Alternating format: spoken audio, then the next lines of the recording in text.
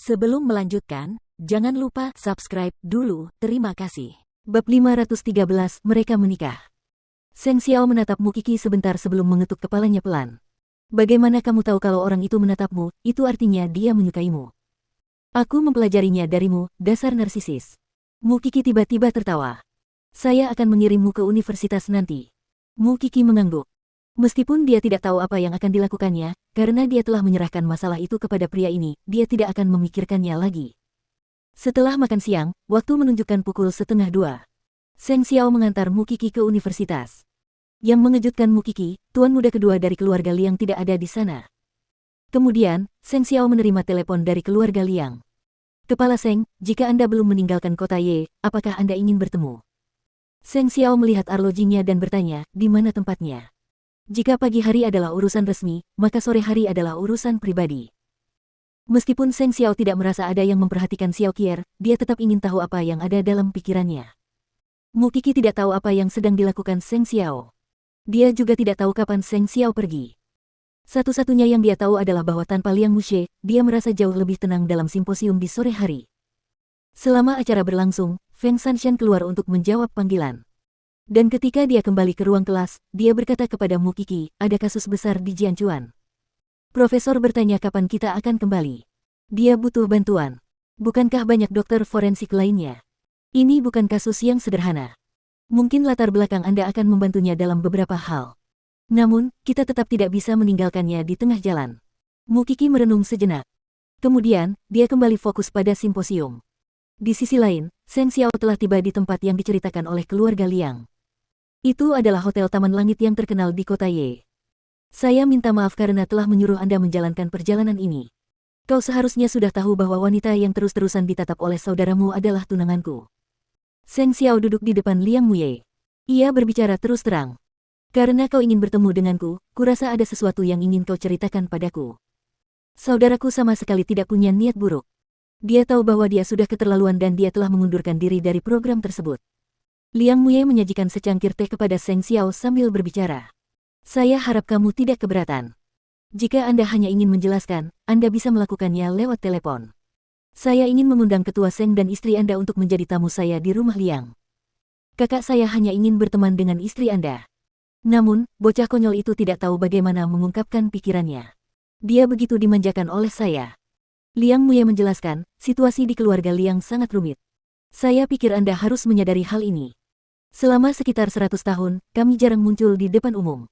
Itulah sebabnya mereka menggambarkan kami sebagai keluarga yang misterius. Kakak saya agak unik.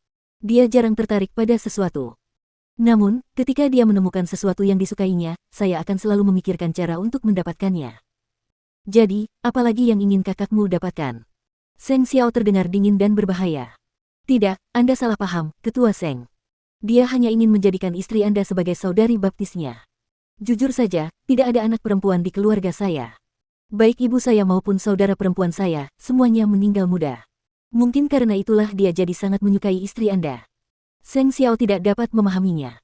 Dia juga tidak dapat memahami cara saudara Liang menyelesaikan masalah ini. Meskipun mereka memiliki hubungan bisnis, dia tidak ingin memiliki hubungan pribadi dengan mereka, terutama ketika dia harus menyeret si kecil ke dalam masalah ini. Liang Muye merasakan keengganan Seng Xiao, jadi dia menjelaskan dengan cepat. Tidak apa-apa. Aku tahu permintaanku mungkin tampak tidak masuk akal dan tidak dapat diterima olehmu. Jika kita memang ditakdirkan untuk bertemu lagi, kita akan bertemu. Selain itu, jika ada anggota keluargamu yang didiagnosis menderita penyakit aneh, kamu dapat menghubungiku. Keluarga Liang memiliki seorang dokter jenius dengan keterampilan medis yang baik. Saudara Liang memang sangat aneh. Mungkin orang misterius ini telah menyembunyikan banyak rahasia dari publik. Namun, Seng Xiao tidak tertarik pada mereka. Kalau begitu aku akan berterima kasih sebelumnya. Jika ada kesempatan, aku harus mengenal dokter jenius itu. Seng Xiao tidak menolak tawaran Liang Muxie. Dia menjawabnya dengan sopan agar tidak mempermalukannya. Lagi pula, dokter memang kurang dalam jaringannya. Saya sangat menyesal karena saudara saya membuat istri Anda merasa tidak nyaman. Kalau begitu, aku harap kamu bisa mengendalikan adikmu dengan lebih baik. Malam harinya, di kamar hotel, Seng Xiao menceritakan hal itu kepada Mu Qi. Mu Qi merasa bahwa keluarga Liang sudah cukup aneh. Bagaimana mungkin mereka hanya ingin menjadikan seseorang sebagai saudari baptis mereka? Jika memang begitu, maka tuan muda kedua dari keluarga Liang seharusnya sudah memiliki banyak saudari baptis. Besok aku akan kembali ke Jianchuan. Kamu harus berhati-hati saat sendirian di kota ini selama beberapa hari ke depan. Sebenarnya, saya ingin sekali kembali. Profesor menelepon. Dia bilang ada kasus besar dan dia butuh bantuan. Jangan lupakan identitasmu. Seng Xiao mengingatkan si kecil bahwa dia baru saja menjadi mahasiswa tingkat 2 di universitas itu. Kamu akan memiliki banyak kesempatan untuk menangani kasus-kasus besar. Kamu harus menikmati dirimu sepenuhnya sebagai seorang mahasiswa sekarang. Baiklah. Mukiki memeluk Seng Xiao erat-erat dan membenamkan kepalanya di dadanya. Aku akan fokus pada program dan tidak akan membuat masalah. Jika kau bertemu dengan tuan muda kedua Liang lagi, kau harus menghindarinya dengan cara apapun. Tidak peduli apa yang mereka coba lakukan, Sun Teng akan mengurusnya. Itu bukan sesuatu yang harus kau ketahui. Mukiki menganggukkan kepalanya dengan sungguh-sungguh.